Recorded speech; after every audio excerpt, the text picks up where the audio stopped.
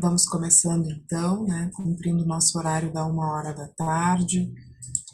Começo lendo aqui o nosso, quase um manifesto, né, de abertura do nosso evento. O segundo anuário de Segurança Hospitalar Brasileiro de 2018 estima que mais de 230 mil brasileiros morrem anualmente em função de eventos adversos nos hospitais brasileiros. Internacionalmente, a Patient Safety Movement Foundation estima que em todo o mundo 4,8 milhões de pessoas morrem anualmente por eventos potencialmente evitáveis. A Organização Mundial da Saúde definiu segurança do paciente como a redução dos riscos de danos desnecessários associados à assistência em saúde até um mínimo aceitável. Com o objetivo de estabelecer ações práticas para lidar com este tema tão urgente e relevante, a OMS aprovou recentemente o Plano Global para a Segurança do Paciente 2021-2030, visando eliminar danos evitáveis aos pacientes durante a sua assistência em saúde. A tão falada disrupção no mercado de saúde passa necessariamente pela revisão dos nossos processos assistenciais, com foco no trabalho em equipe, priorizando a segurança do paciente como um pilar essencial. A Safety for Me, desde a sua fundação, se compromete a criar uma grande comunidade em torno do tema, trabalhando com a missão de ouvir os pacientes para transformar o cuidado. Nosso propósito, segurança do paciente em primeiro lugar, é o que nos movimenta. E temos muito orgulho de receber vocês na primeira Semana Internacional da Segurança do Paciente Safety for Me, hoje no nosso terceiro dia falando sobre tendências em segurança do paciente. Esse evento ele não seria possível sem o apoio do nosso patrocinador Sandoz do Brasil, e eu vou me permitir passar um vídeo aqui para vocês, preparado especialmente pelo time da Sandoz para a nossa Semana da Segurança.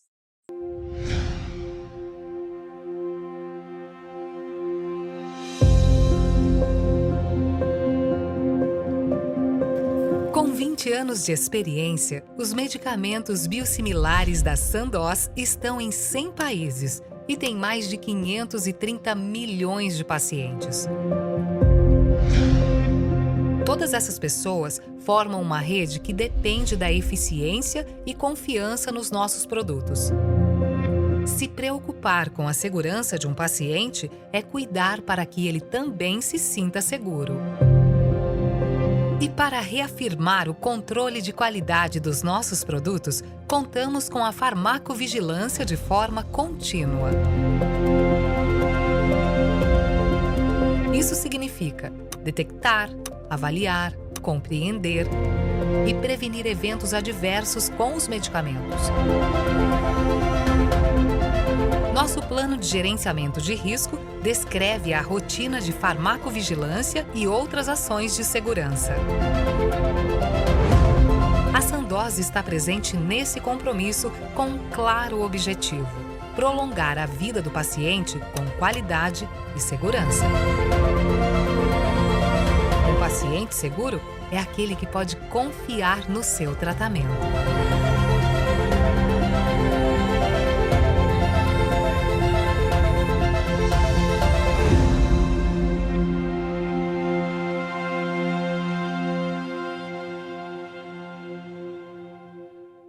Nosso especial agradecimento também à ONA e à Patient Centricity Consulting, que são grandes apoiadores do nosso evento de hoje.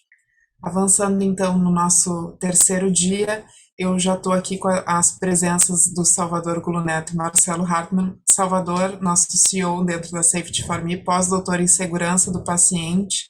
Eu passo a palavra para ti para dar sequência ao dia de hoje. Muito obrigado, Carol. Com alegria aí, terceiro dia.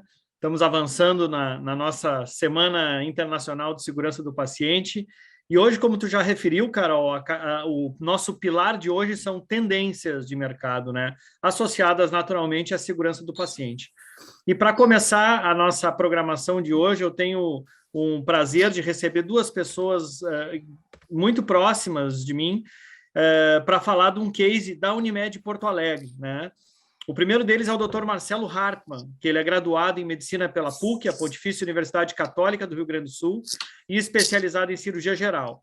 Fez pós-graduação em endoscopia digestiva alta pela Fundação Rio Grandense Universitária de Gastroenterologia, mestrado em medicina na área de nefrologias e transplantes.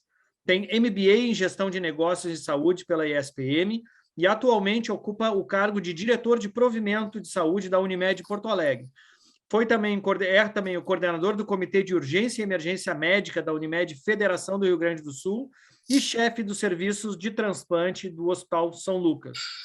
Marcelo, um prazer te ter aqui com a gente. Obrigado pela tua presença. Uma boa tarde a todos. É um prazer enorme estar aqui com vocês. Saudar a iniciativa, né, o sucesso dessa jornada para a Unimed Porto Alegre. Esse tema é de altíssima relevância. E hoje um dia mais especial ainda de estar aqui. Hoje a gente comemora o Dia do Cliente, né, que está no foco de todas as nossas ações. É o nosso grande motivador para que a gente siga nessa caminhada, buscando a segurança do paciente em todas as nossas iniciativas, sempre tendo o cliente no foco, né, no centro do cuidado, e para a gente poder materializar o nosso propósito da Unimed Porto Alegre, que é fazer a diferença no cuidado das pessoas, e isso diariamente a gente traz nas nossas decisões, nas nossas atitudes, nas nossas ações, em todo o planejamento. Prazer enorme estar aqui contigo, dividir esse espaço aqui com a Daniela Chagas, que está à frente também desse projeto maravilhoso que a gente vem tocando. Ela vai falar um pouquinho depois. E assim, parabenizar, tá, pela iniciativa de vocês e pela importância desse tema. Obrigado, Marcelo. Vou aproveitar o teu gancho, então, para apresentar a nossa amiga Daniela Chagas. A Daniela possui graduação em administração pela Universidade Estadual Rio Grande do Sul, a UERGS, e pós-graduação em gestão financeira pela Universidade La Salle.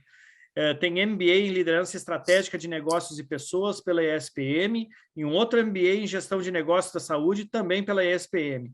Pós-MBA em gestão da inovação pela Unicinos e atualmente ocupa o cargo de gerente da auditoria assistencial e gestão da saúde populacional da Unimed Porto Alegre. Dani, muito obrigado pela tua presença, seja muito bem-vinda. Boa tarde, doutor Salvador, boa tarde, Marcelo. É um prazer também, né, acho que faço as minhas palavras do Marcelo, assim, é muito importante para nós poder estar participando desse momento, né, nesse dia tão especial, e poder contribuir aí, compartilhar um pouquinho com todos o trabalho que a gente vem construindo aí na Unimed Porto Alegre. Tudo contigo, Dani, a palavra é tua. Então, tá bem. Doutor Marcelo, algum ponto mais? Posso já subir a apresentação? Eu acho que já em seguida tu pode começar. Eu acho que a Unimed, né, Porto Alegre e a Safety for Me, a gente está aí junto pela segurança do paciente, ressaltar as iniciativas que a gente vem tocando. A gente tem uma preocupação muito grande e está iniciando um novo ciclo de qualificação da nossa rede. Esse ponto da segurança do paciente, ele é, para nós, né, um ponto de partida. A gente tem feito muitas iniciativas no sentido de garantir a qualidade assistencial, a segurança do paciente. A gente vai falar um pouquinho, e a Dani vai trazer com mais detalhes a respeito dos novos modelos que a gente vem tratando junto com os prestadores, e todas as iniciativas que a gente tem no sentido de ampliar o empoderamento do paciente no seu cuidado, envolvê-lo, né, que essa é uma grande sacada da Safety for Me, com o intuito de garantir a segurança e a qualidade assistencial. Para vocês terem uma ideia, a Dani vai mostrar depois o nosso MVA, que é um modelo que a gente vem desenvolvendo de valorização da excelência assistencial nos principais hospitais. A primeira dimensão dela fala da segurança do paciente. Então, a gente vem trazendo e tendo uma agenda de valor com as instituições, com os nossos prestadores, bem nesse sentido, de se construir modelos que contemplem isso e que a gente possa aumentar a nossa entrega de valor em saúde. Então, Dani, te passo a palavra, tá? E desejo a todos aí que possam aproveitar e que quiserem depois também alguma questão, a gente pode participar.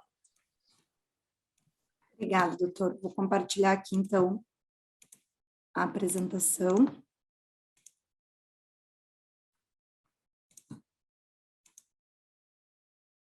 Bom, então, nós iniciamos aí essa parceria, né, com a Safety for Me no ano de 2020, né, um ano que para todos, né, acho que já foi dito nos outros dias, muito desafiador em função de toda a pandemia, e nós, então, nos desafiamos, né, a iniciar uma prova de conceito, né, onde nós rodamos, né, e implantamos, escolhendo um hospital da nossa rede, primeiramente, né, durante 3 meses, e para iniciar todo esse trabalho, né, acho que tem um ponto muito importante, que é o engajamento dos times, né, então, nós organizamos junto, né, com o apoio do Dr. Salvador, workshop com todos os nossos times internos, né, da auditoria, marketing, call center, relacionamento com o cliente, com os nossos cooperados, preparando, então, os nossos times, né, para o entendimento e, principalmente, para que a gente pudesse, né, capacitá-los, né, para levar, então, a disseminação do uso da ferramenta do Safety for Me. Também, com o apoio da Carol, nós construímos checklists, né, com todas as orientações, né, para que o time pudesse estar preparado a orientar os nossos clientes, e construímos também um tutorial, né, para que a gente pudesse encaminhar e apoiar os nossos clientes, não só o acesso à ferramenta, mas também ao seu uso, né. Como eu comentei, no período de pandemia, então, no nosso piloto, nós tivemos que nos organizar, porque nesse momento nós estávamos com uma restrição, né, de circulação da Unimed dentro dos hospitais, em função de todos os cuidados da pandemia, e aí, nesse momento, então, nós organizamos para que os clientes fossem contatados por telefone ou por mensagem via WhatsApp e SMS. Esse piloto, ele contou com um modelo onde nós tínhamos 4 momentos de contato com o cliente, né? Então, antes dele chegar no hospital, quando nós liberávamos a autorização dele para cirurgia, para internação, durante a internação dele, através do nosso time da auditoria clínica, e num terceiro momento pós a alta dele, buscando, então, em todos esses contatos, de uma forma muito clara, apresentar o Safety for Me, falar sobre a segurança dele, e toda ligação, ela começava com esta fala, né, que esse contato era para falar sobre a segurança dele durante o seu atendimento assistencial, né, e que tanto a Unimed Porto Alegre quanto a Safety for Me queria apoiar ele para que, de fato, ele pudesse participar, né, do seu atendimento e trazer a sua percepção, né, a sua avaliação, para que a gente pudesse ajudar a cuidar durante a sua internação, da sua segurança, né? E após, então, né, todos esses contatos, nós iniciamos o monitoramento, né, um monitoramento ativo de todos os registros, né, tanto das avaliações, como também de todas as manifestações.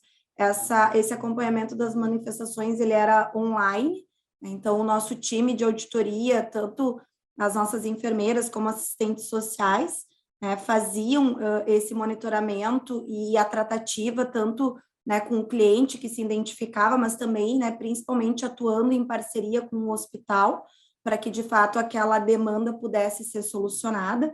E aqui eu destaco um ponto bem relevante, porque essa parceria, então, com o Safety for Me nos apoiou ao movimento de transformação da nossa auditoria, que a gente já vem fazendo há algum tempo, né, que é trazer uma auditoria com um olhar assistencial e com esse compromisso de melhorar a experiência do nosso cliente, né, trazendo ações concretas para que, de fato, a gente possa apoiar na assistência. E após, então, né, esse acompanhamento, a gente instituiu o fechamento, então, dos nossos resultados e construiu 2 ações extremamente importantes e que conectam com ações estratégicas da Unimed, que a primeira dela é a discussão com o núcleo de segurança do paciente do hospital, apresentando, então, os seus resultados, né, e as manifestações que ocorreram naquele período. E aqui a gente conecta com um programa muito especial, né, da Unimed, que faz parte, né, desta visão de qualificação da nossa rede assistencial, como o Dr. Marcelo comentou, que é o programa Juntos pela Segurança do Paciente, e o programa de avaliação, né, qualificação e remuneração dos nossos hospitais, que é o modelo de valorização da excelência assistencial. Então, eu vou contar um pouquinho para vocês desses dois programas, né? Então, o modelo de valorização da excelência assistencial, né, nós chamamos aqui internamente do MVA, né, ele tem aí como slogan muito especial, que é cuidar é vocação, né, que realmente é a vocação da Unimed, e valorizar quem cuida é a nossa missão. Então, esse programa, ele tem um objetivo muito bonito, né, de incentivar o desenvolvimento dos nossos hospitais parceiros na busca pela excelência do cuidado, né, valorizar as práticas assistenciais dos nossos hospitais, né, e como é que a gente faz isso, né? A partir desse programa, a gente valoriza e bonifica o hospital, né? Ele vem com esse olhar, com esse propósito, né, de apoiar, então, e valorizar o hospital para que, de fato, a entrega, ela seja, né, de muito cuidado e de assistência durante toda a jornada do nosso cliente. E dentro, né, desse programa, então, nós organizamos ele em pilares. Então, nós temos 5 dimensões, né, como o Dr. Marcelo trouxe, a primeira delas é a segurança do paciente, né, entendendo a relevância e a importância, né, de que o paciente realmente ele tenha, né, uma boa assistência.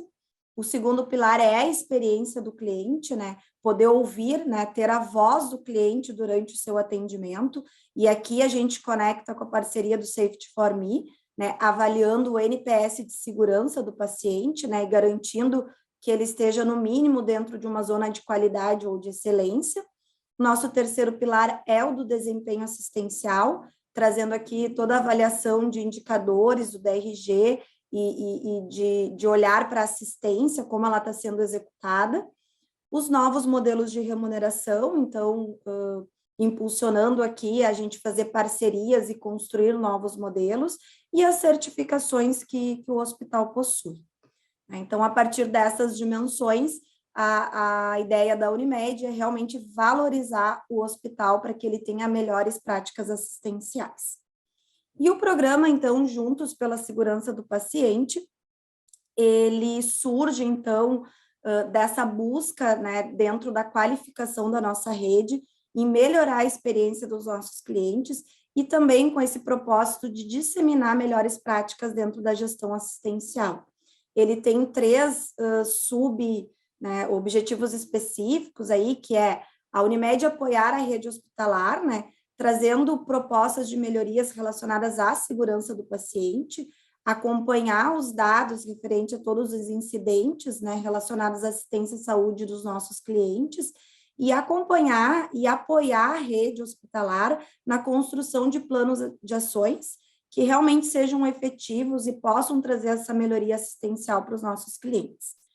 Então, no ano de 2020, nós iniciamos esse programa lá também no mês de julho, né? Esse programa, ele engloba toda a nossa rede hospitalar, e nos primeiros 12 meses do ano, nós já realizamos 82 reuniões com os hospitais, com a nossa equipe, né, de auditoria e de relacionamento, trazendo, então, né, nesses momentos, o compartilhamento do resultado, né, dos resultados do Safety for Me, tanto o NPS de segurança, quanto também a abertura das metas de segurança, né, podendo construir, avaliar junto com o hospital esses resultados, mas aqui a gente também aproveita e traz outras sinalizações que nós temos dentro dos canais internos da Unimed, né, principalmente com a atuação da auditoria clínica dentro dos hospitais, e a gente traz 2 focos bastante importantes e ressalta aqui como resultado, né, que é, de fato, o foco na segurança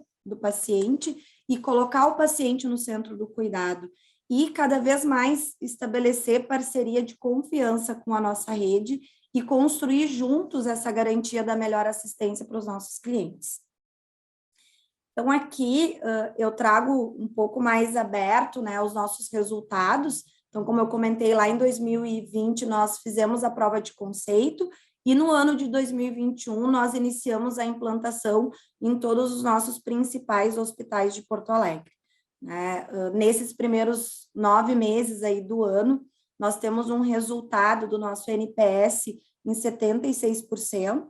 Então, temos aí, né, já entramos na zona de excelência, né, e temos também esse acompanhamento, né, e o monitoramento do dashboard, olhando o trimestre anterior com o trimestre atual. Então, a gente vê aí que tem oportunidade de trabalhar, né, na manutenção dessa zona de excelência, inclusive trazendo melhores resultados.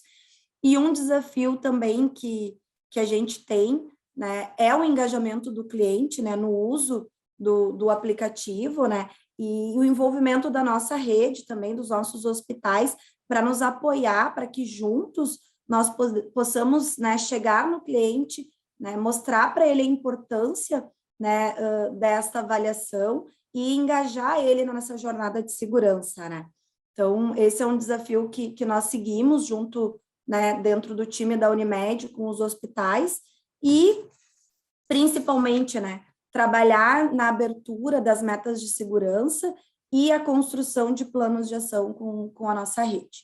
Aqui eu abro também as metas de segurança, né? Então, a gente pode ver que, né, dentro da identificação do paciente, nós também estamos na zona de excelência, mas nas demais metas, né, de comunicação, segurança dos medicamentos, cirurgia segura, higienização e prevenção de quedas, estamos dentro da zona de qualidade.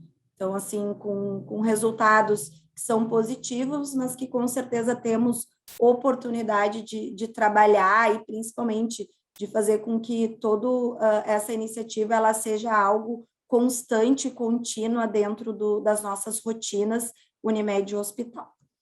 E para finalizar, né, não podia deixar de trazer, né, que esse movimento de reposicionamento da Unimed, né, a Unimed que constrói aí toda a sua estratégia com base no nosso jeito de cuidar, e que busca, então, né, disseminar essa estratégia de não ser vista apenas como uma operadora, né, como fonte pagadora da nossa rede, mas principalmente com esse desafio de ressignificar o nosso cuidado. Né? E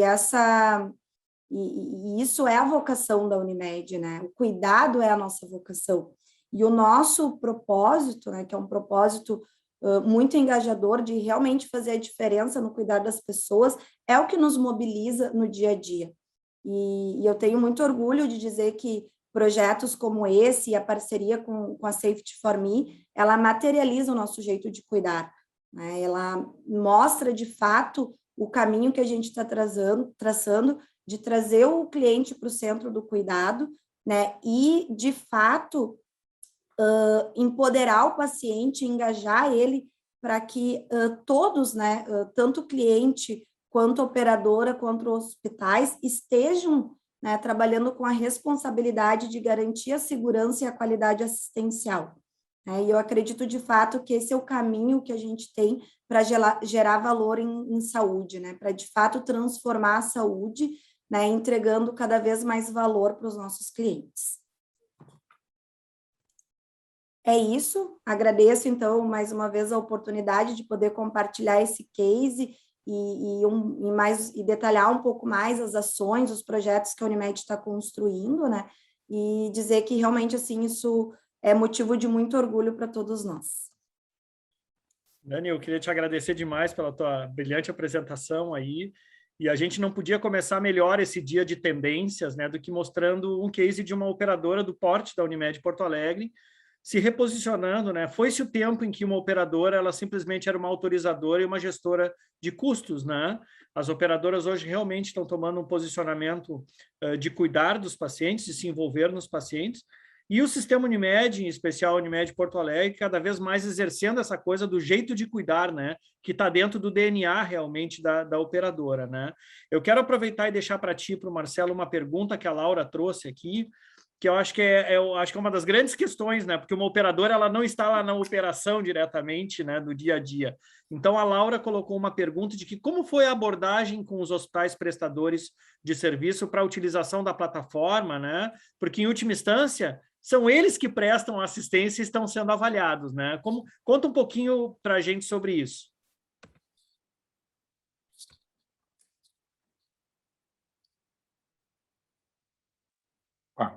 Não.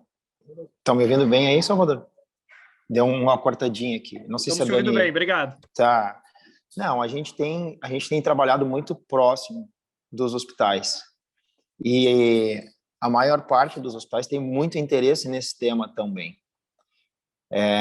A partir da implantação, várias melhorias foram traçadas e planos de ação em conjunto com os hospitais. A maior parte dos prestadores tem interesse nesse diagnóstico e tem interesse em desenvolver ações para melhorar, especialmente as questões relacionadas à segurança do paciente. Então, para se ter uma ideia, esse programa que a gente está lançando do modelo de valorização, ele é por adesão espontânea. Né? E essa é uma forma também da gente poder construir uma agenda de valor e discutir essas questões com os prestadores. A gente tem clusterizado a nossa rede, aí não falando só de hospitais, e desenvolver junto com a rede modelos para que se possa mensurar algum índice de desempenho, e a gente tem trazido isso para as negociações. Então, no modelo de valorização, para se ter uma ideia, o hospital que consegue atingir 3 dimensões, a gente compartilha 30%, né, do resultado do programa. Então, ele tem um gatilho, obviamente, que é baseado em custo evitado, com indicadores do DRG, como índice de conversão de emergência, como diminuição de desperdício de diárias hospitalares, e o retorno é para os hospitais. Então, ele atingindo 3, ele já tem 30%, atingindo 4, já pula para 50% de bonificação, e atingindo as 5 dimensões, ele recebe 80% desse valor. Né? E como eu falei, a adesão é espontânea. Então, eu acho que existe, né, a gente está vivendo um momento que ele é muito propício para que se fale sobre isso, que se traga, né, coloque com transparência. A gente faz um acompanhamento trimestral com os hospitais, então senta, acompanha o resultado, mostra onde que pode melhorar. A nossa intenção, se fosse possível, é compartilhar com todos os 80% do resultado. Né? Essa é a nossa verdadeira motivação. E quem sai ganhando com isso tudo são todos os players, né? São os hospitais, a operadora e especialmente o nosso cliente. Então, acho que, não sei se a Dani quer complementar alguma coisa em relação à resposta, mas esse é o nosso sentimento e a forma como a gente está conversando com a rede, né? É isso mesmo, doutor Marcelo, e a gente vê cada vez mais essa abertura para a gente fazer essa construção conjunta, né? E trazer isso para a rotina do dia a dia nas nossas relações, né? Sejam elas nos acompanhamentos, mas também, como o doutor Marcelo falou, dentro das nossas negociações, né? Cada vez mais valorizar pela entrega assistencial que a nossa rede faz. E tem uma outra pergunta aqui da Cíntia, que é se a equipe que atua nesse programa é somente a da auditoria ou se envolve outros profissionais da Unimed Porto Alegre? Não, a gente tem o envolvimento de praticamente todo o provimento nessas ações, porque a gente tem, claro, a questão da auditoria, né, e todos os indicadores, vamos dizer, que possam ser produzidos, mas hoje a gente tem tido uma gestão horizontal desses processos todos dentro da cooperativa. Então, tu tem inúmeras áreas envolvidas, como a área que cuida de toda a gestão do relacionamento com a rede, a própria auditoria clínica, auditoria médica, a nossa área de analytics. Então, a gente integrou essas áreas todas, né? Muito bom. Acho que tem uma coisa de ressaltar aqui, que é essa postura da Unimed, porque eu tenho visto muito nos Estados Unidos que tem uma coisa de tratar a segurança do paciente e o evento adverso na relação operador e prestador com um viés punitivo, né, dessa questão de desconto e de não pagamento e tal. E a Unimed Porto Alegre embala isso de uma outra maneira, né, de uma maneira proativa, de garantindo para o seu prestador a remuneração em função do trabalho realizado, mas sim promovendo uma bonificação. Essa é uma coisa que é extra, em função de melhorias na qualidade. E acho que esse é um caminho muito, muito interessante para a gente realmente ter um envolvimento maior, né, das operadoras nesse sentido aí. Parabéns para vocês aí, muito, muito obrigado pela parceria que a gente está tendo. A gente agradece essa oportunidade de estar participando aqui. Como eu falei inicialmente, o tema para nós é da mais alta relevância, e saudar também a iniciativa desse formato que a gente está vivendo, de fazer um evento desse porte. Tá? Parabéns para vocês, muito obrigado pelo espaço, agradeço em nome da Unimed, e que sigamos nessa luta, nessa busca incansável pela segurança dos nossos clientes. Um grande abraço a todos aí. Obrigada também pela oportunidade e por podermos compartilhar aqui. Com certeza, seguimos junto, né? Acho que esse é o futuro da saúde e que todos precisam estar engajados. Essa é uma jornada que está só começando, né, gente? Muito obrigado por compartilharem o case com a gente aqui. Vamos dar sequência na nossa programação de hoje e, como eu já tinha comentado com vocês, o nosso pilar hoje ele é tendências, né? Acabamos de ver um modelo de uma operadora atuando fortemente em relação às questões de segurança do paciente ativamente, junto aos seus prestadores, inclusive com novos modelos remuneratórios que bonificam. E agora, na sequência, então, nós temos um super painel que é para falar sobre o novo manual de OPSS da ONA. Vocês sabem que a ONA, conectada com a Sociedade Internacional, com a ISQA, ela vem trabalhando fortemente na revisão do manual. Esse manual está pronto, estou muito feliz de ter participado, né, de pelo menos 2 grupos aí nesse processo de revisão, e tem bastante novidade aí, muito alinhado às tendências de mercado, né? E para moderar este painel aqui, nós vamos receber pessoas muito especiais. Eu queria convidar a Giovanni Lolato, que é graduada em Administração de Empresas pela UGF, tem MBA de Gestão em Saúde e Controle de Infecção pela Inesp, especialista em Qualidade e Segurança pela Universidade Nova de Lisboa, Portugal, e mestranda em Gestão e Metodologias da Qualidade e Segurança da Atenção de Saúde, Instituto Avedes Dona Bedian, da Espanha. É coordenadora do MBA de Gestão da Qualidade e Segurança do Paciente no IPOG. Atua na gestão da qualidade em saúde há mais de 10 anos, onde também é docente. E hoje ela é gerente de educação da ONA e também tem fellowship da ISQA. Gil, muito obrigado pela tua presença e eu deixo para ti para apresentar os nossos moderadores aí, grandes amigos que vão participar da mesa junto contigo, tá bom? Obrigada, Salvador, obrigada pela receptividade e parabéns a Safety for Me, a você e Carol, por essa organização, por esse evento aí que está acontecendo durante a semana toda, que está sendo um sucesso. Então, parabéns por essa iniciativa. E eu gostaria de parabenizar também a Daniela, né, e o Marcelo pelo case apresentado, muito bacana, viu, Daniela e Marcelo, e parabéns pelos resultados aí que vocês têm conseguido alcançar aí dentro das instituições de vocês. Muito, muito legal ouvir vocês falando aí da experiência do paciente e do valor gerado, né, ao nosso usuário final. E nós vamos conversar, então, agora sobre o manual PSS da ONU, o manual para organizações prestadoras dos serviços de saúde, na nova versão, né, onde o Salvador comentou aí que também participou da revisão. Mas antes de chamar os convidados, eu só vou passar para vocês aqui uma visão geral de em que momento que nós estamos, para que vocês possam entender, né, e ficar aí na mesma página do que nós vamos discutir. Então, para que vocês tenham conhecimento, esse é um dos manuais que representam aí em torno de 98%, né, das organizações acreditadas pela ONU no Brasil. E esse manual, nós iniciamos o projeto de revisão, né, em outubro do ano de 2020, onde nós estruturamos todo o projeto, apresentamos para todas as partes interessadas, onde o projeto foi validado, e as discussões, de fato, então, elas iniciaram aí no mês de janeiro de 2021, juntamente com o Comitê Executivo, que foi o comitê que a ONU estruturou em conjunto com as IACs, né, que são as instituições acreditadoras credenciadas. E além desse comitê que foi estruturado, nós estruturamos uma metodologia um pouco diferente de trabalho, onde nós tivemos em torno de 140 profissionais participando dessa revisão. Então, foram em torno de 18 coordenadores, o Salvador, inclusive, foi um deles, que participou conosco como coordenador da subseção lá do atendimento cirúrgico, bem como os outros coordenadores, dentre eles, né, coordenadores e grupos de trabalhos. Nós tivemos aí os avaliadores do Sistema Brasileiro de Acreditação, representantes das IACs, instituições acreditadoras credenciadas, nós tivemos especialistas do mercado, representantes de sociedades e associações. Então, esses em torno de 140 participantes aí são todos esses profissionais que fazem parte aí, né, do Sistema Brasileiro de Acreditação. E foi um projeto muito bacana, de discussão dos requisitos, né, de revisão dos requisitos. Nós tivemos aí em torno de 4 meses de trabalho intenso, com várias reuniões e com uma riqueza esplêndida, que vocês vão poder acompanhar um pouquinho até do que nós vamos discutir hoje.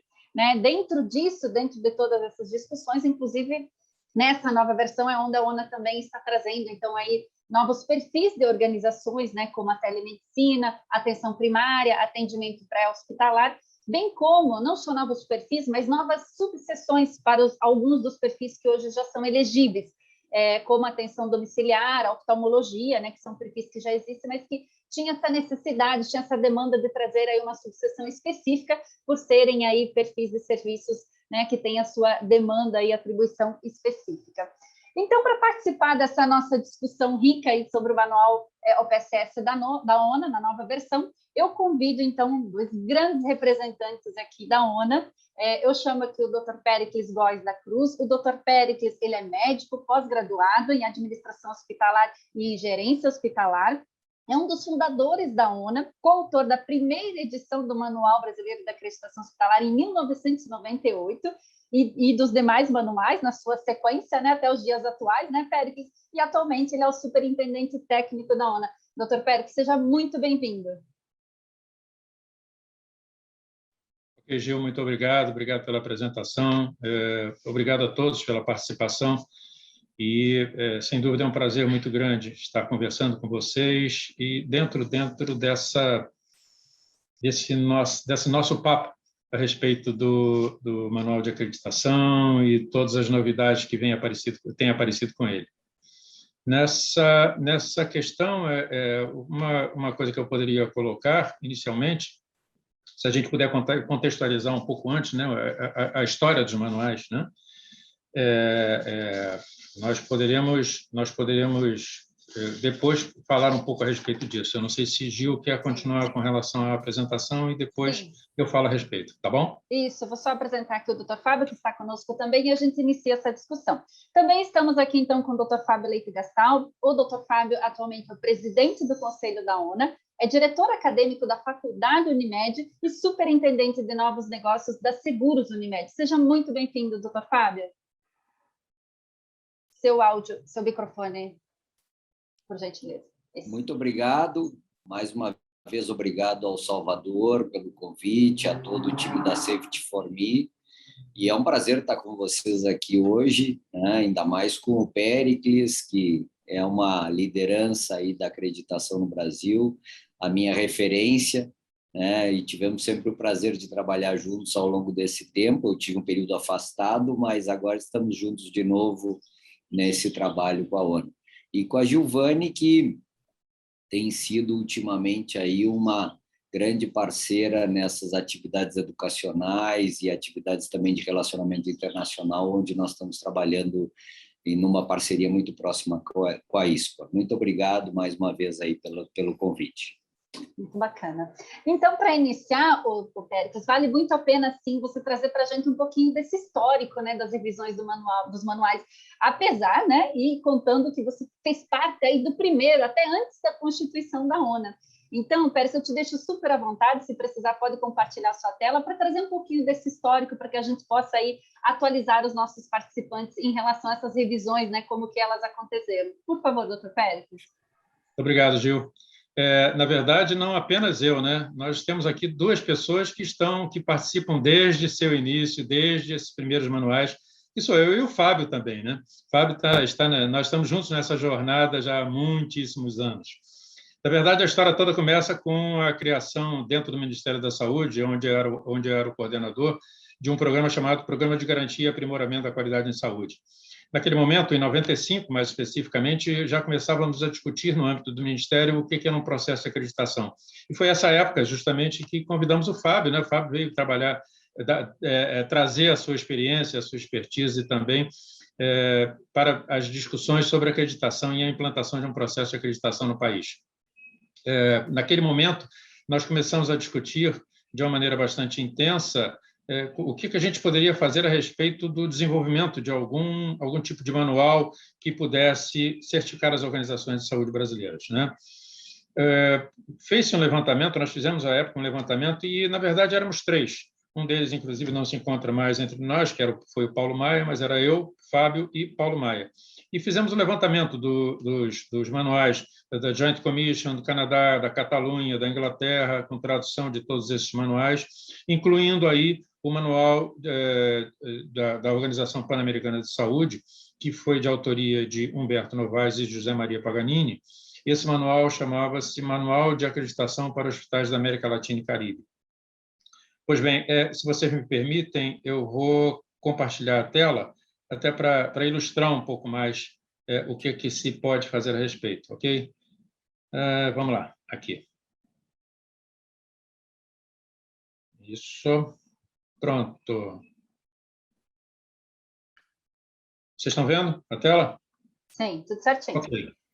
Então, esse primeiro manual, era esse aí, a capa desse primeiro manual, que era esse chamado Manual de Acreditação de Hospitais para a América Latina e Caribe, que era de autoria de Humberto Novaes e José Maria Paganini.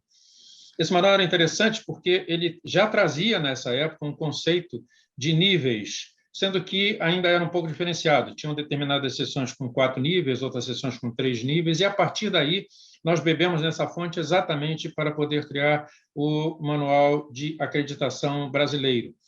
Foi o que fizemos a partir de exatamente em 1998, quando lançamos o chamado Manual Brasileiro de Acreditação Hospitalar, ainda nesse momento sob a égide do Ministério da Saúde.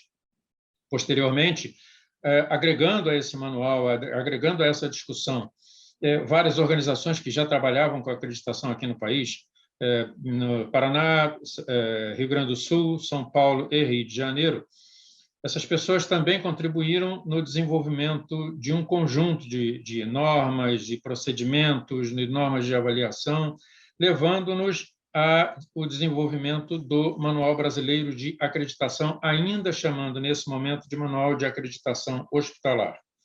Chegamos em 1999, em junho de 99, com a criação da ONA, entendendo que, naquele momento, não daria apenas para ter um manual só apenas sobre acreditação de hospitais. Havia necessidade do desenvolvimento de todo um sistema que pudesse abranger esse processo de avaliação e de certificação. Com isso foi criada a Organização Nacional de Acreditação e, por consequência, o Sistema Brasileiro de Acreditação, ao qual estamos todos interligados. Com o desenvolvimento dessa ideia da ONA de ter uma abrangência maior com relação à certificação e avaliação dos serviços de saúde, o Manual Brasileiro de Acreditação deixou de ser um manual hospitalar e passou a ser um Manual Brasileiro de Acreditação das organizações prestadoras de serviços de saúde. Seu lançamento em 2001 já começa com a primeira organização de saúde, naturalmente um hospital acreditado àquela época. Era um momento completamente diferente no país. A palavra acreditação não era conhecida no Brasil. Nós fizemos várias rodadas de divulgação do processo e, por isso, eu mencionei o nome do Fábio, porque rodamos o Brasil inteiro, em todas as capitais, convencendo as pessoas do quanto esse processo seria importante, o quanto ele seria fundamental para que as organizações de saúde, os hospitais, as clínicas, os serviços de saúde, de uma maneira geral, adotassem essa metodologia que, sem dúvida nenhuma, traria resultados positivos para o paciente. Não foi um trabalho fácil, evidentemente. Havia toda uma mudança de conceito com relação ao atendimento que era prestado aos usuários de serviço de saúde. Poucos hospitais praticavam qualidade com relação ao seu atendimento, mas, felizmente, desde aquele momento até os dias atuais, todo esse processo teve uma evolução absolutamente consistente. E essa evolução consistente é que levou a uma revisão constante do Manual Brasileiro de Acreditação, fazendo com que, isso era a nossa ideia desde o início, ele fosse sempre atualizado e pudesse atender cada vez mais ao crescimento gradativo da melhoria da qualidade do atendimento das organizações de saúde no país. Lançamos o manual, depois desse manual de 2001, tivemos um período um pouco maior e, a partir daí, as revisões passaram a ser feitas sempre de 4 em 4 anos. A próxima revisão foi em 2006, depois tivemos o manual de 2010, manual de 2014, o de 2018, que ainda está vigindo, e agora chegamos ao manual de 2022, com sua vigência até 2026. E, ainda sem colocar a capa do manual de 2022, para uma comparação, para que vocês possam ter uma ideia, aí nós temos a capa do manual de 2018. E esse manual já com um espectro amplo das organizações de saúde que poderiam ser avaliadas: laboratório, hospital, hemoterapia, ambulatório, atenção domiciliar, pronto atendimento, atendimento oncológico, medicina hiperbárica, nefrologia e diagnóstico por imagem. Se nós compararmos os dois manuais, vejam o manual lá de 1990, que inclusive foi distribuído no Brasil aqui em 1992, e o manual já, né, com um pouco mais de tamanho e consistência, que era o manual de 2018. Pois bem, esse manual de 2018 evoluiu, e evoluiu de uma maneira impressionante, eu posso colocar dessa forma. Ele, que já se configurava como um manual que não era apenas uma determinação de normas de avaliação ou uma determinação pura e simplesmente de padrões e requisitos, mas ele funcionava muito mais como um guia de orientação às organizações de saúde para que elas pudessem atingir programas de melhor qualidade.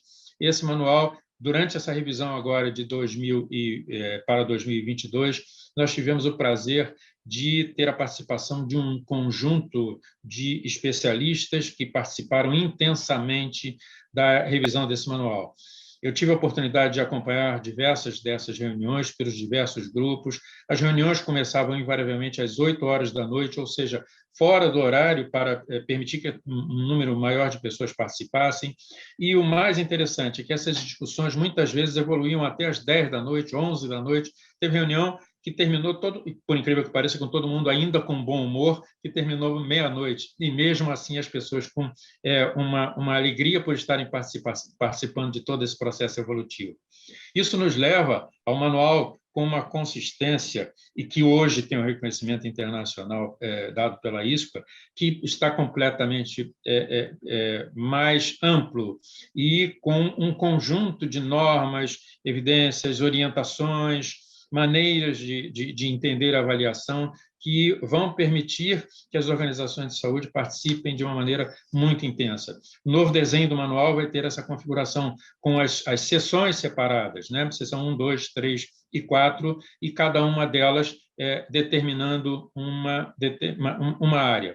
Na sessão 1, nós vamos ter a gestão organizacional, a sessão 2, atenção ao paciente, sessão 3, diagnóstico e terapêutica, e sessão 4, gestão de apoio. É importante mencionar que não serão manuais separados. Este manual, esses 4 manuais que compõem as 4 sessões, fazem parte de um conjunto que vai ser colocado num box, e ele será encaminhado às pessoas para que elas possam manipular de uma maneira mais prática e eficiente, navegando por essas diversas sessões. Tenho certeza que esse novo manual vai trazer resultados extremamente positivos, não apenas para a ONA, que é o que nós queremos, mas também para as organizações de saúde e, principalmente, para os usuários desses serviços, porque eles vão poder observar resultados extremamente positivos na utilização e manuseio desse manual de 2022. De uma maneira bem resumida, né, uma história longa aí de 21 anos, Fábio e eu participando aí nessa história,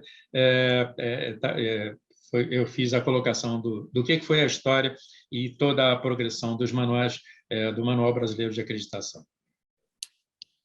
Muito bacana, Dr. Péricles, trazendo toda essa história, que vocês imaginem, então, o privilégio que eu tenho de estar, né, com o Dr. Fábio e o Dr. Péricles aí no dia a dia, e poder estar aprendendo, né, usufruindo um pouquinho que seja dessa grande experiência que eles têm aí. Parabéns por todo esse trabalho desenvolvido desde o princípio, que é o que fez com que, né, o sistema brasileiro da acreditação pudesse a cada ano estar mais consolidado. E como o Dr. Pérez trouxe muito bem, agora nessa nova versão, né, com as orientações e as sugestões de evidências, a gente tem a oportunidade de organizações que ainda não têm acreditação, né, e que às vezes têm dificuldade de entender um pouco aquele requisito. Agora, com as sugestões, com as orientações e sugestões de evidências, a gente tem certeza que esse caminho será um caminho mais fácil de ser trilhado aí pelas organizações de saúde. E diante de todo esse histórico, doutor Fábio, por gentileza, se quiser complementar, mas o que o senhor vê em relação à importância, né, de todo esse histórico do Sistema Brasileiro de Acreditação para o setor saúde ao longo de toda essa trajetória? Duas coisas eu estava lembrando agora e gostaria de destacar. A primeira delas é que eu acho que, inclusive, digamos assim, a história não tem sido justa com o Brasil, é que o primeiro sistema de acreditação no mundo a destacar a questão da segurança do paciente, inclusive ter feito uma parceria muito robusta com a Agência Nacional de Vigilância Sanitária e a Gerência Nacional da Vigilância Sanitária de Serviços de Saúde, que naquela época tinha uma estrutura, eu não sei hoje como está isso na Anvisa, mas naquela época era muito bem organizada, e com os hospitais Sentinela, uma série de iniciativas daquela época, o Brasil foi o primeiro país a enfocar na acreditação decididamente a questão da segurança do paciente, conectado com o licenciamento sanitário, com todo o processo de vigilância sanitária em serviços de saúde. O Péricles aí, que me corrija se eu cometer algum pecado histórico. E isso eu acho que é uma coisa importante, porque o que eu vejo hoje é que os sistemas internacionais de segurança e de acreditação estão se conectando com essa questão, inclusive com a lógica dos níveis, que num primeiro momento nós fomos muito criticados por colocar níveis e enfocar essa questão do licenciamento, do cumprimento, explicando, inclusive, que o Brasil é um país muito complexo, então não dava para se pensar numa lógica estándar, porque a gente correria o risco de puxar a régua muito para cima ou de deixá-la muito embaixo. Então, com isso, a gente criou um mecanismo inteligente, que eu posso dizer com tranquilidade hoje pelos resultados, e até porque muitos países estão nos copiando, sem citar fonte, o que é pior, E essa questão eu acho que valeria a pena destacar, porque Safety for Me é o suprassumo dessa questão hoje, toda essa tecnologia voltada para a segurança do paciente, o que nos deixa muito feliz. E a outra coisa que eu acho que é o lado um pouco trágico dessa história é que, infelizmente, a OMS, o Brasil sempre foi muito comprometido com a Organização Mundial da Saúde, sempre, de alguma maneira, afirmou os programas propostos pela OMS no primeiro grupo, e, infelizmente, essas questões relacionadas à qualidade, acreditação e segurança do paciente, por um equívoco do nosso Ministério da Saúde da época e do próprio SUS, o Brasil postergou os compromissos com a questão da segurança do paciente, da qualidade da acreditação, achando que essa iniciativa colocaria em risco, ou pelo menos comprometeria, o esforço de garantir o acesso da população aos serviços de saúde. O que eu sempre insistia que era um equívoco naquele momento, a análise que o Ministério fazia, mas, infelizmente, isso se colocou, e o Brasil só assinou os compromissos, a carta com a OMS para a segurança do paciente agora, há um ano e pouco atrás, ou seja, quando países assinaram há mais de 10 anos atrás, quando pela primeira vez foi lançado, inclusive, o primeiro Congresso Internacional da ONU, que, se não me engano, foi em 2005, já se colocava essa discussão da segurança do paciente quando foi lançado aquelas publicações americanas relacionadas justamente a essa questão da mortalidade em serviços de saúde, etc. Então, infelizmente, o Brasil atrasou essa discussão, por conta aí de uma visão equivocada da discussão da qualidade, entendendo como se a qualidade fosse algo elitista, quando, na verdade, não é. Precisa ser metodologicamente adequada a um país complexo como o Brasil, e, infelizmente, nós atrasamos. Por outro lado, eu acho que a ONU não se atrasou. A ONU foi crescendo como uma iniciativa da sociedade civil, inclusive sem apoio governamental, correu, de certa forma, pela percepção da importância. Posteriormente, a Agência Nacional, a ANS, a Agência Nacional de Saúde Suplementar, ela adotou essa discussão da qualidade da segurança na saúde suplementar, mas ainda o grande ausente é o SUS, que nós gostaríamos de ver essa discussão mais presente no SUS e, consequentemente, nos serviços ligados aos municípios, aos estados, ao governo federal e à própria política nacional de saúde, que, de alguma maneira, as instâncias do SUS são sempre muito fortes no processo de liderança, tais como a tripartite, as bipartites nos estados e o Conselho Nacional de Saúde. Então, agora, felizmente, a boa notícia é que a Fiocruz, que é uma instituição importantíssima do Ministério da Saúde, adotou a metodologia da ONA definitivamente para toda a sua rede de serviços, o que para nós é um marco fundamental nessa discussão. Então, o que a gente percebe é que, aos poucos, o Brasil vai percebendo que a discussão da qualidade, a discussão da acreditação e a discussão da segurança do paciente, ela não compete com a questão do acesso, da garantia de acesso, da abertura dos serviços de saúde para toda a população, o que é muito importante, só que, infelizmente, um pouquinho tarde, mas vamos correr atrás e vamos buscar aí o período o tempo que nós perdemos para fazer de tal maneira que o Brasil assuma um papel de liderança. Eu acho que o exemplo da capacidade do Brasil é justamente essa fantástica operação aí de vacinação que nós estamos fazendo com relação à Covid, né, que mostra assim, que o Brasil, quando quer, faz, e faz bem. A ONU é um exemplo também disso. Modestamente, hoje é o terceiro maior sistema de acreditação do mundo, depois dos Estados Unidos e do Canadá, em número de serviços acreditados.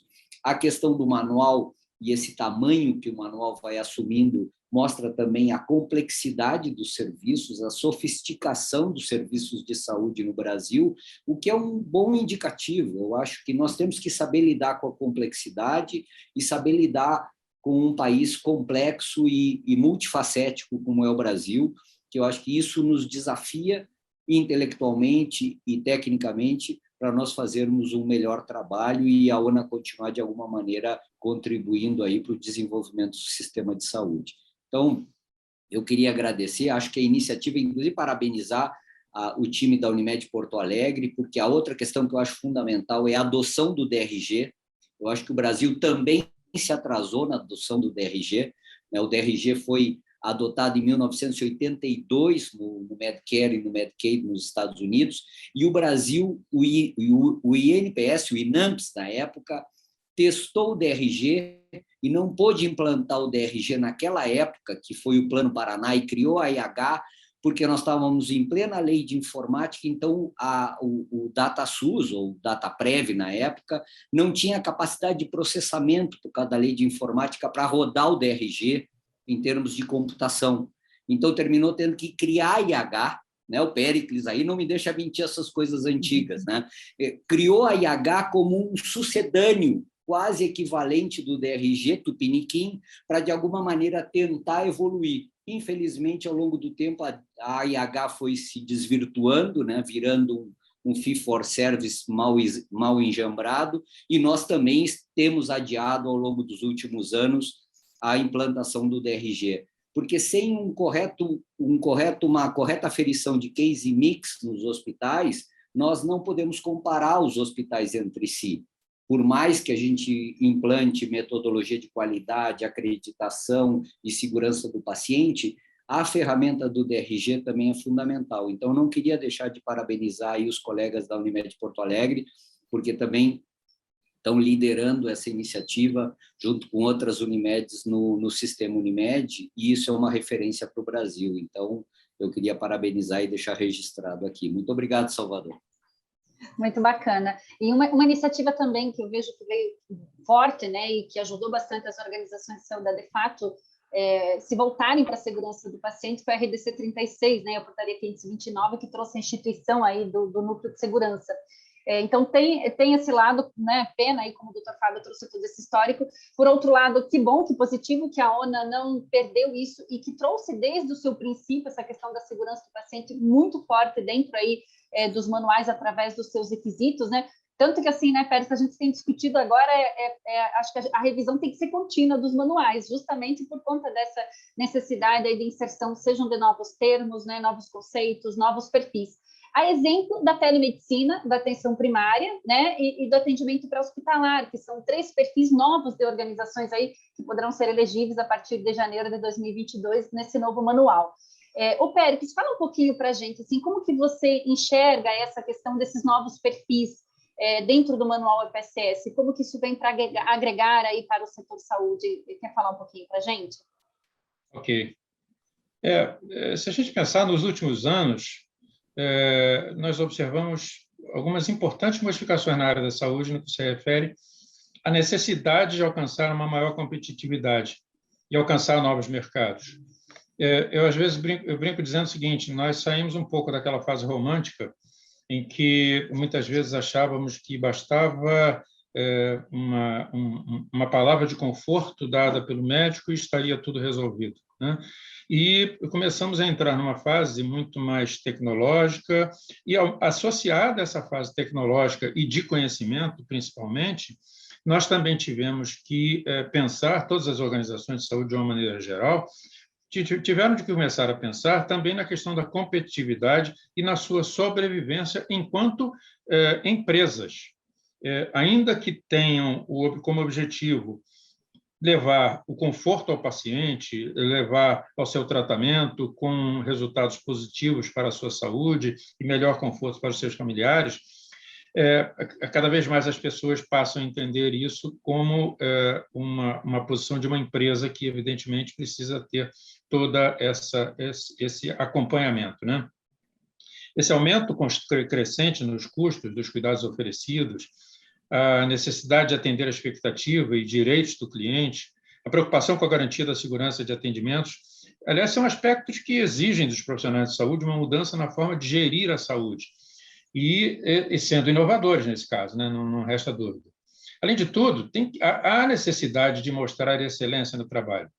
Então, para garantir essa excelência e acompanhar os avanços, observamos a necessidade de incluir tais normas de avaliação e as suas subseções. Nós começamos a entender que havia necessidade, como você mencionou ainda há pouco, Gil, havia necessidade de um crescimento constante por parte do manual, não deixando-o engessado com apenas determinadas seções ou subseções ou normas de avaliação, não fazendo com que esse manual ficasse parado apenas em determinados setores. Havia necessidade de transformar esse manual num manual vivo, que acompanhasse todas essas mudanças dentro da área de medicina que eu mencionei anteriormente. A busca incessante pela melhoria da qualidade dos serviços prestados, indiscutivelmente, é o caminho para as instituições que prezam o atendimento por excelência. E por isso que as organizações de saúde acabaram procurando novos modelos assistenciais e outras formas de gestão, a fim de alcançar esses resultados capazes de otimizar os recursos, incrementar o cuidado humanizado, além de garantir a melhoria do serviço oferecido.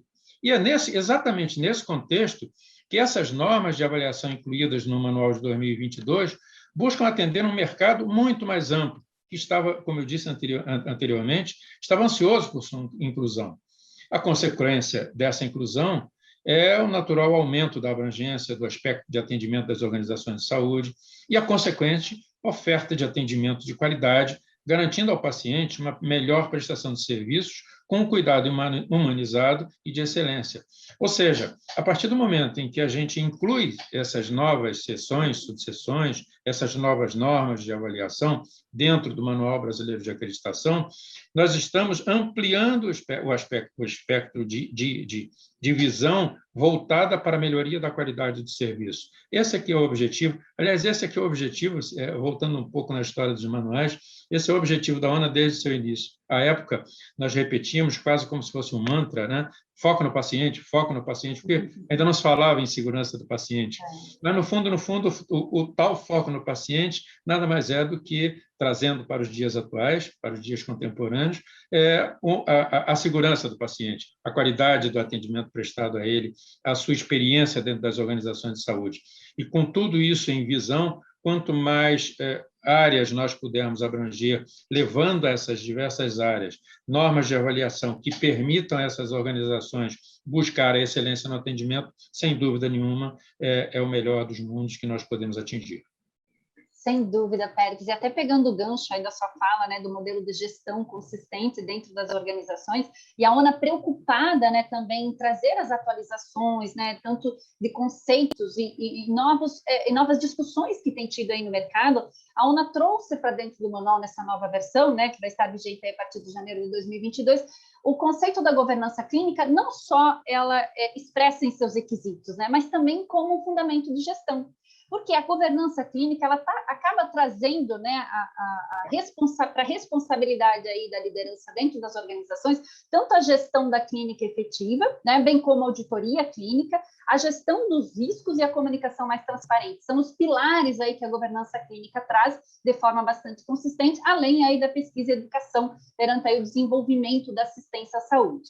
Como que vocês enxergam, agora eu abro a pergunta aí para tanto o Dr. Fábio e o Dr. Péricles, como que vocês enxergam que essa questão com foco aí nos modelos de gestão, esse ponto da governança clínica sendo trazido para dentro do manual como, né, um fundamento de gestão, isso pode ajudar, vai auxiliar mais as organizações de saúde, às vezes também é um limbo, às vezes não há a compreensão exata, né, do que é a governança clínica, de como que ela pode ser desdobrada e implantada dentro da instituição, tanto que nas discussões dos grupos isso foi muito colocado em pauta, né? A governança clínica, ela já estava no manual, não significa que agora ela vindo como um modelo, um fundamento de gestão, ela é um assunto novo, não é novo, ela já fazia parte do manual através dos seus requisitos. Mas como que vocês enxergam essa questão aí da governança clínica propriamente dita?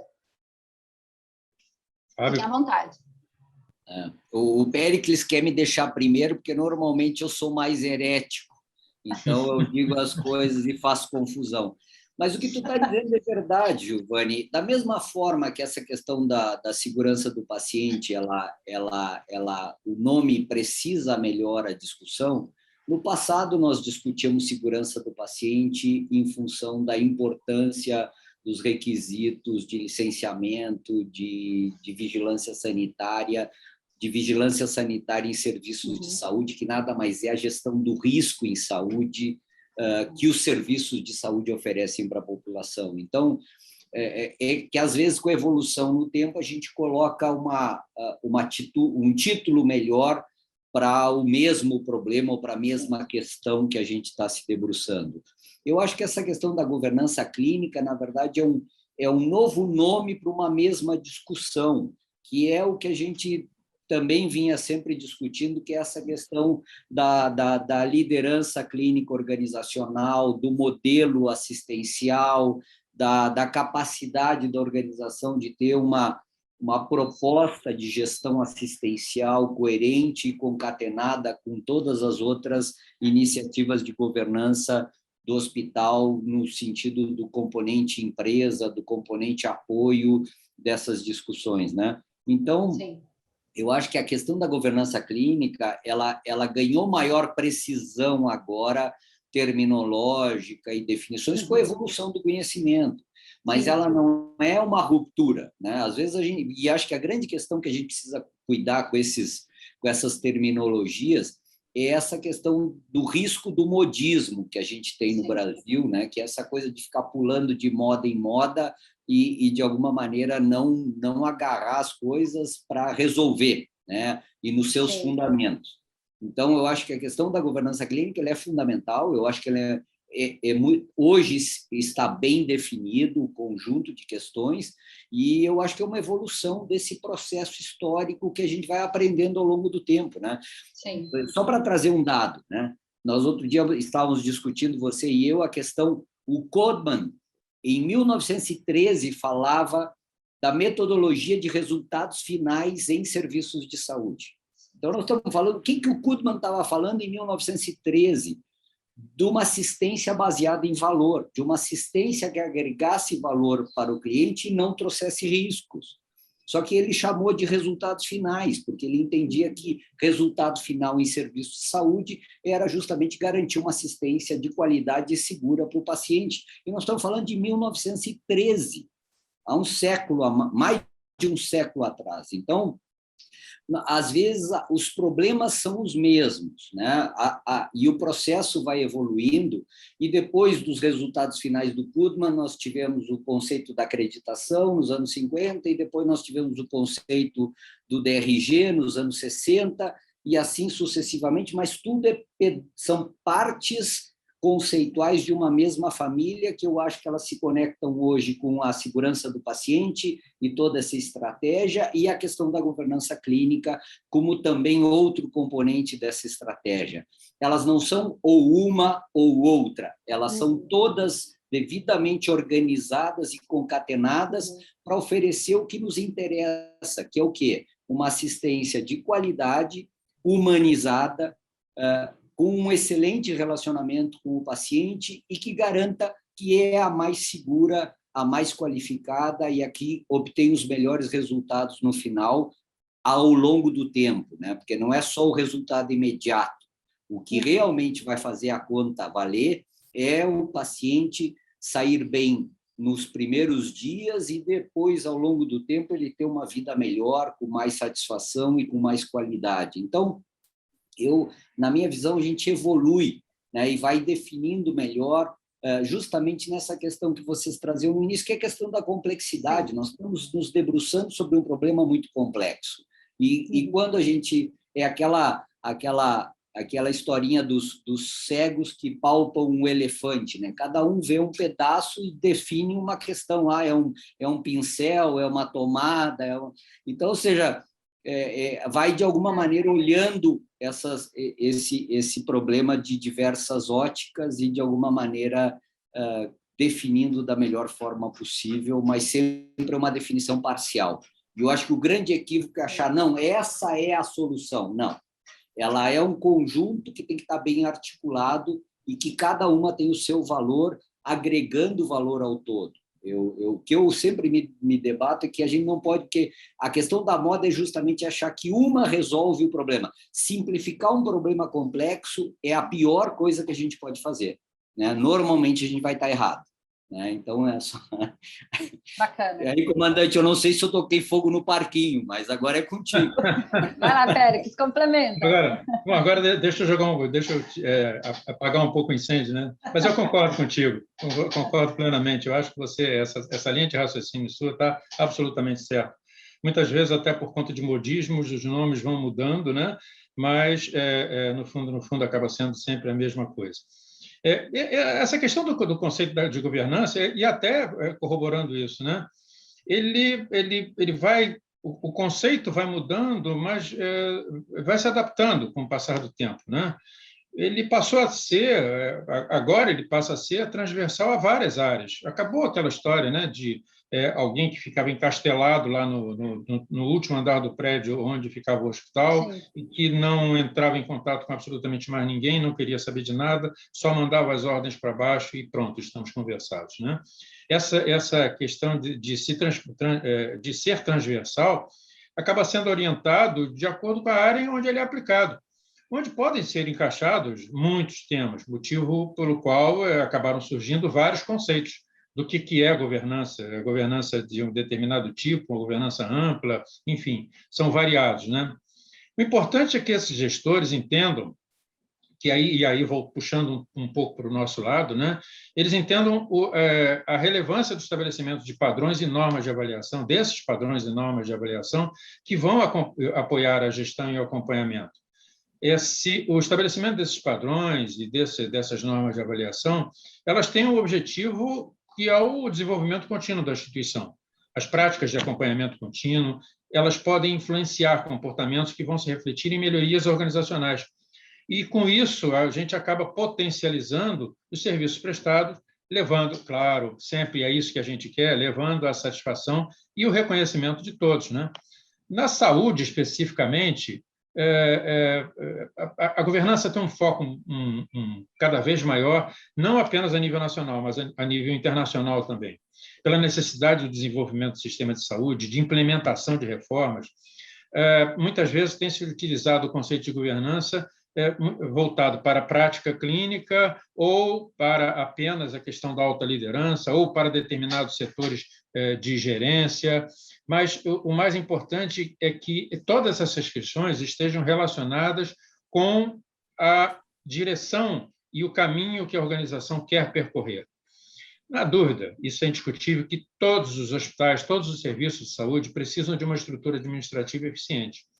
E, fazendo parte disso, está o Conselho de Administração, a governança clínica, a alta liderança, a gerência geral, cada uma com o seu título, não importa o nome, mas, no final da história, todos esses títulos, ou todos esses carimbos, desempenhando, no final, as mesmas ações com as mesmas responsabilidades. E são essas responsabilidades que nós incluímos no manual. Se nós entendemos a governança como eixo principal dentro do processo de atendimento às organizações de saúde, nós vamos entender que é um processo de governar com um funcionamento global da organização, de acordo com a sua missão, visão, valores, acompanhando todos os setores, seja com informação, seja com participação, seja com envolvimento das gerências, seja com envolvimento dos colaboradores, mas o mais importante, e é isso que nós buscamos trazer com essas normas de avaliação do manual, é orientar os caminhos para que essa governança percorra todos esses trajetos com segurança e com maior nível de informações que permitam que elas possam ser reproduzidas e utilizadas dentro da organização, buscando, evidentemente, melhores resultados para os pacientes e seus familiares e também para os próprios colaboradores dessa organização. Sim, muito bacana o que vocês dois trouxeram, porque traz aquela questão da transversalidade, né? Ou seja, os novos conceitos sendo trazidos para dentro do manual, mas sempre tendo a visão da transversalidade sendo aplicada em todos os processos de uma maneira consistente, objetiva, que é o que vai trazer de forma efetiva no final o desdobramento de toda essa estratégia, né, com envolvimento, como o Pérez colocou muito bem, de todas as partes interessadas dentro da instituição. Um exemplo disso também é a gestão de mudanças, né, que nós trouxemos também para dentro do manual, sendo trazida como uma diretriz lá na gestão da qualidade, mas onde a liderança também possa ter aí o seu papel na sistemática, na definição da sistemática da gestão de mudanças e que vai apoiar a todos os processos dentro da instituição. Ainda mais, ainda, né, no momento pandêmico que estamos vivendo, por conta dessa necessidade, sejam das mudanças, da gestão das mudanças estruturadas, ou então as mudanças contingenciais, desculpa, como a gente fala no dia a dia. Então, ou seja, às vezes a gente até escuta os líderes falando, mas eu estou me sentindo apagando incêndio, né? E aí, outro dia uma colega me falou, não, mas Ju, às vezes a gente precisa ter os bombeiros dentro das instituições apagando incêndio, mas lógico que eles não podem ficar o tempo todo como bombeiros apagando incêndio. Então, o importante de tudo isso, desses novos conceitos, né, sendo trazidos aí para dentro da metodologia, é a aplicabilidade deles nessa transversalidade dentro da instituição. Muito bacana. E pegando o gancho aqui da nossa discussão, infelizmente nós estamos indo aí para o final, parece que foi tão pouco tempo, porque o bate-papo está muito agradável, vários comentários aqui no chat, dizendo assim, olha, estou esperando ansiosa aí pelo lançamento desse novo manual, muito bacana, o pessoal parabenizando aí a Ana por esse trabalho, por essa nova versão do manual, com várias outras informações que antes não tinham. Mas trazendo, então, para a gente fechar um pouco essa discussão, nós estamos trazendo como novos perfis para dentro aí dessa nova versão do manual, a atenção primária e o atendimento pré-hospitalar. Trazendo um pouco da questão do atendimento em rede, né? E aí vamos puxar isso para o lado aqui da acreditação da metodologia da UNA sendo aplicada em rede. A gente tem aí, né, Péricles, né, até conversado aí com algumas até instituições acreditadoras credenciadas, que cada vez mais a gente tem tido também perfis de organizações onde elas querem não mais certificar somente a unidade hospitalar. Elas querem, em um único momento, em conjunto, certificar toda a rede, ou seja, todas as unidades, né? Ou seja, o hospital, o ambulatório, o diagnóstico por imagem, o laboratório, em um único momento. Como que vocês enxergam aí, deixo à vontade também vocês, como que vocês enxergam esse ponto aí da acreditação em rede? Tem benefício para o mercado, ao momento? Como que vocês colocariam esse ponto em relação aí à metodologia da acreditação? Fábio, vou eu primeiro, então? Vamos lá. Sim, troca. Vamos inverter. Vamos fazer um jogral. Eu jogo a água e depois você incendeia. Pronto. Isso. O que a gente tem que pensar efetivamente que o mercado está mudando completamente, né? Cada vez mais nós vemos o crescimento dessas redes, grandes fusões, grandes aquisições, e exatamente buscando um posicionamento para uma futura realidade dos cuidados da saúde, sem perder o foco com as operações atuais, né? E por isso é que vários médicos, vários hospitais, várias organizações de saúde acabam se voltando para sistemas integrados. E qual é a ideia dentro desses sistemas integrados? É buscar, primeiro, aumentar a qualidade com redução de custos e desperdício, né? Essa é a base, né? Você tem que buscar esse equilíbrio entre aumentar a qualidade e mantendo redução de custos, né? E numa terceira etapa, num terceiro movimento, posicionar todos aqueles prestadores que estão ao redor daquela organização de saúde para que eles possam assumir níveis cada vez maiores com responsabilidades para gerenciar a sua utilização e o fornecimento desse serviço, né? A acreditação em rede, ela permite, como você mencionou anteriormente, Gil, permite reduzir essa variação no atendimento prestado nos diversos locais, para que a assistência seja sempre a mesma em todas as entradas dos beneficiários na rede.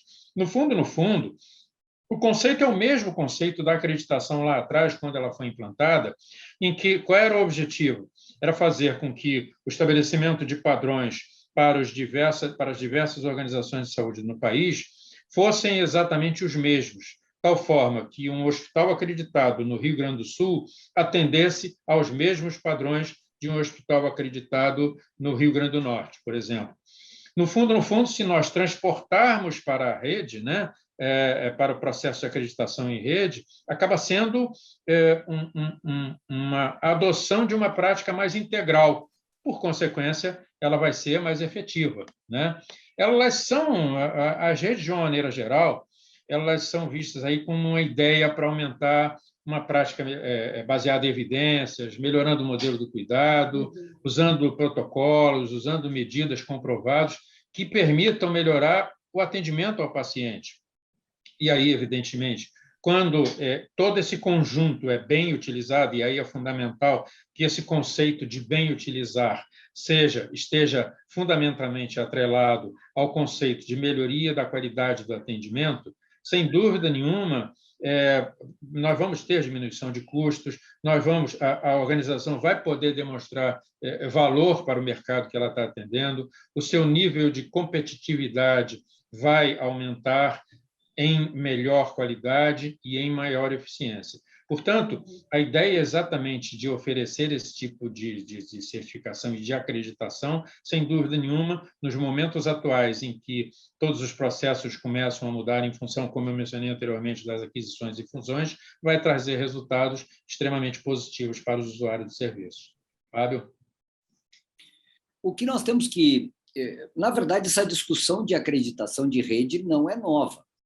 Nós tivemos um piloto aqui no Brasil nos anos 90, já justamente de acreditação em rede, integrando a atenção primária, atenção ambulatorial, hospitalar, que, mais uma vez, temos que acreditar aí o mérito ao doutor Humberto Novaes, dentro dessa lógica dos silos, dos sistemas locais de saúde, que era uma proposta da Organização Pan-Americana da Saúde. Então, metodologicamente, acreditar redes, eu acho que, digamos assim, é uma questão de ajuste temporal. Agora, o que precisa ser definido é qual é o paradigma que vai nortear a discussão da acreditação de redes.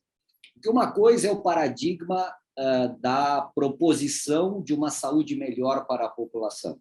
Outra coisa é o paradigma de acreditar a rede para resolver problemas de credibilidade e marketing de um grupo corporativo ou de uma empresa em questão. Ou seja, sem demérito algum, tá? Qualquer opção pode ser. A questão é qual é o paradigma, porque pressupõe uma definição de rede diferente. Uma coisa é uma rede por conta de um CNPJ e é uma loja...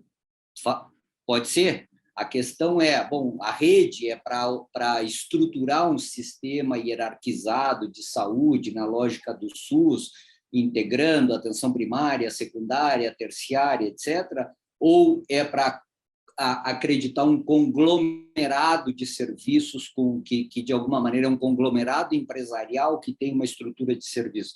Então, eu pessoalmente, eu não tenho nenhuma restrição a fazer essa discussão, acho que ela é muito importante, eu acho que ela é contemporânea, acho que os reguladores vão ajudar essa discussão, porque eu acho que é o papel também da Agência Nacional de Saúde, da Agência Nacional de Vigilância Sanitária e do próprio Ministério da Saúde de definir qual é o rumo que eles entendem melhor a dar nessa questão, mas, de qualquer maneira, sim, eu acho perfeitamente factível e não é novo, né? De novo, essas questões que a gente vai falando, se nós olharmos, o grande problema de conversar com dois dinossauros, que nem eu e o Péricles, é que a gente sempre vai ter alguma reminiscência do que já viveram. Que bom! Né? E eu ainda, por um viés mais, eu ainda estou conectado ideologicamente com a lógica do processo histórico e tal, então não consigo pensar sem pensar na história. Então, sempre vai ter alguma conexão com isso. Então, por isso que eu acho que essa discussão de redes faz todo sentido, mas a gente precisa definir que rede a gente quer acreditar, né? Qual é o paradigma de rede que nós vamos adotar para fazer essa discussão, porque aí isso vai definir toda a questão da segurança do paciente, da eficácia e da eficiência, da custo-efetividade, uma série de questões que precisam ser consideradas numa definição robusta de qualidade e de acreditação, consequentemente. Sim. E a Laura aqui no chat, para contribuir com esse último assunto aqui, ela está colocando que o paradigma deve ser a continuidade do cuidado, avaliando o desfecho final, qualidade de vida do paciente, o que chamamos modernamente de valor. Olha aí a Laura contribuindo com o nosso debate, muito bacana. Aí, como um velho sanitarista, ela vai estar falando exatamente o que o doutor Humberto falava dos sistemas locais de saúde, dos silos. Né? Então, assim, de minha parte, eu fico feliz que seja esse o paradigma, não tem problema. Exatamente. E, Péricles, para fechar aqui com chave de ouro, como que fica a avaliação remota, a avaliação híbrida? Vamos continuar nessa nova versão do manual? Como que fica? Fala um pouquinho aí para o público, que toda vez que a gente fala de acreditação, de manual da ONA, vem essa pergunta que não quer deixar para trás. Como que fica essa questão da avaliação remota? Fala um pouquinho para a gente. Eu posso responder apenas com uma palavra. Fica. Pode. Porque veio para ficar, não tem mais, não tem volta, não tem volta, né? Coincidentemente, mesmo antes da pandemia, Fábio e eu, mais especificamente, já conversávamos bastante sobre isso. Me permitam cometer romper um pouco o protocolo.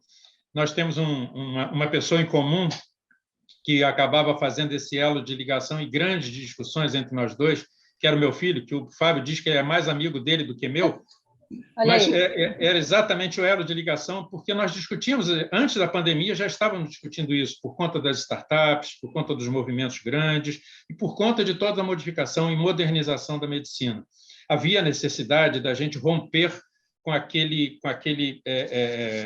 trabalho ortodoxo, tradicional, dinossáurico, né, que seja, porque cada vez mais as instituições, e a evolução está nos mostrando isso, a própria telemedicina está nos mostrando isso, acabaram nos levando a entrar nessa discussão. E a pandemia nos acelerou essa discussão, fazendo com que, dentro da ONA, nós tivéssemos que, e vocês participaram naturalmente, nós tivéssemos que tomar decisões com relação ao método de avaliação, que foram decisões absolutamente importantes, perigosas num determinado momento, porque nós fizemos sem parar o processo de avaliação e que acabaram se demonstrando extremamente efetivas graças à capacidade e competência da equipe técnica da ONA, de todo o grupo que trabalha conosco, das instituições acreditadoras, dos avaliadores, todo esse conjunto de pessoas construiu um processo que hoje definitivamente veio para ficar, né? A avaliação remota, a avaliação híbrida, a eventual avaliação presencial. Esse é um processo que nós vamos agora construir cada vez mais, com mais consistência. Nós tivemos uma resposta extremamente positiva de determinados hospitais que foram avaliados, qual não foi a nossa surpresa durante o processo de avaliação remota, quando o hospital colocou um robô para acompanhar a visita, mostrando com a sua câmera todos aqueles setores que os avaliadores estariam visitando presencialmente. Então, é o que eu posso dizer. Talvez a palavra que melhor resuma seja essa, fica. Fica porque não dá para voltar mais. Nós já percebemos, a nossa reunião agora está demonstrando isso. A eficiência desse nosso momento agora, quando nós, de uma maneira remota, cada um de nós em um local, todos os assistentes e participantes, cada um em um local, mas todos participando com a mesma intensidade. Se considerarmos que vamos botar 2 anos, há 2 anos atrás, nós precisaríamos reservar um local, fazer a divulgação, preparar o coffee break, esperar que as pessoas comparecessem. Olha que conjunto, que movimento grande que a gente perdia naquele momento e que a gente consegue com muito mais intensidade, facilidade e, principalmente, participação de todos. O melhor exemplo é o chat, quando as pessoas colocam as suas condições, fazem as suas interferências, sem fazer com que a conversa, a palestra, o discurso ou o que seja atrapalhado. Todos participam de uma maneira muito intensa, permitindo com que nós, por exemplo, Fábio e eu, e Gil, que estamos acompanhando aqui nesse momento, a gente acompanha o chat e, eventualmente, até já responde alguma pergunta ou aproveita aquela pergunta para inserir no assunto que nós estamos falando.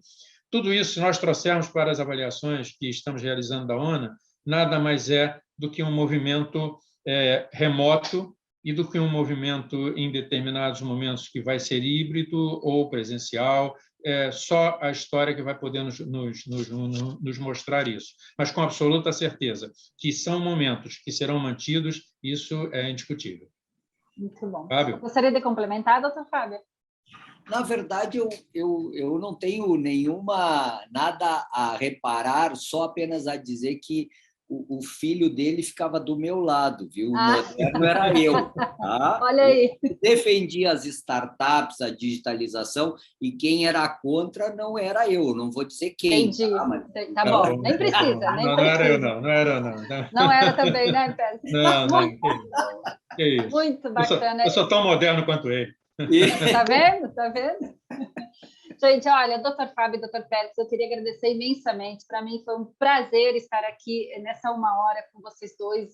Né? Como vocês falaram, né? Não sou eu que estou dizendo, vocês quem falaram os dinossauros, mas que até hoje nos trazem assim tanta experiência e tanta vivência de uma forma tão rica, assim que para nós, né? Eu posso colocar por mim aqui, tenho certeza que para todos os que estiveram aí nos assistindo durante essa 1 hora, é um prazer imenso e de uma riqueza incrível. Então, gostaria de agradecer imensamente a participação, ao tempo de vocês dois, Dr. Fábio e Dr. Péricles.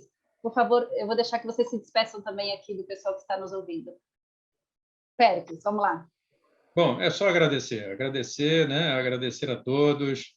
Eu acho que cada vez mais, quanto mais a gente participa desses eventos e dessas conversas e desses bate-papos, principalmente sendo colocado como se fosse na sala de visita da gente, eu acho que isso é o mais importante, né? A gente descer um pouco, que era uma coisa que a gente via muito, eu via muito em hospitais. Posso falar porque eu sou médico, então eu estou falando da minha classe, né? Eu via determinados colegas meus se colocarem em pedestais e se dirigirem ao povo lá de baixo como se fossem, sabe, meros, sei lá o que, eu não vou nem definir. E quando a gente sai disso, sai dessa pompa e circunstância e consegue finalmente ter uma conversa franca, agradável, bem-humorada, como se estivéssemos na nossa sala de visita recebendo amigos, porque somos todos amigos, isso é fundamental para o processo de atendimento dentro da área da saúde. E esse tipo de integração e interação que na ONA a gente sempre quer colocar para os hospitais e para as organizações de saúde. E, felizmente, todas aquelas organizações que hoje participam dentro do Sistema Brasileiro de Acreditação, a gente observa o quanto eles estão integrados nesse processo, o quanto eles estão envolvidos nesse processo, transmitindo aos seus usuários, aos pacientes, aos seus familiares e aos colaboradores, o quanto é legal isso, o quanto é bom. Eu escutei uma vez de um diretor de um hospital em que ele dizia que o processo de avaliação não era para ser um processo tenso, pelo contrário, era um processo alegre, e de bom humor, em que todos podiam demonstrar aquilo que eles faziam no dia a dia para comprovar o quanto bons eles eram. Então, acaba sendo exatamente isso, né? Um processo de avaliação acaba sendo não um processo policialesco, mas muito mais um processo de educação e de demonstração de competência de quem está trabalhando dentro dessas organizações de saúde. Por isso, o meu obrigado à mesa, meu obrigado aos participantes, mas, principalmente, meu obrigado às organizações de saúde, que são elas que fazem com que a gente cresça cada vez mais. Sem dúvida. Doutor Fábio? Impossível melhorar a fala do Péricles, então eu só tenho a agradecer aí a gentileza, o convite do Salvador e parabenizar pela iniciativa da Safety for Me, porque eu acho que é sempre importante enfatizar essas discussões de qualidade e segurança, e desejar aí a todos uma boa semana voltada para a segurança do paciente, um feliz dia do cliente, que eu acho que, de alguma maneira, é o centro do nosso objeto e da nossa atenção. Então, muito obrigado, e obrigado, Giovanni, aí, hoje, que mediasse aí, como sempre, tu está te tornando uma mediadora craque, porque recentemente mediou também a Digital Journey. Obrigada. Então, eu agradeço aí a tua gentileza na mediação. Muito obrigado.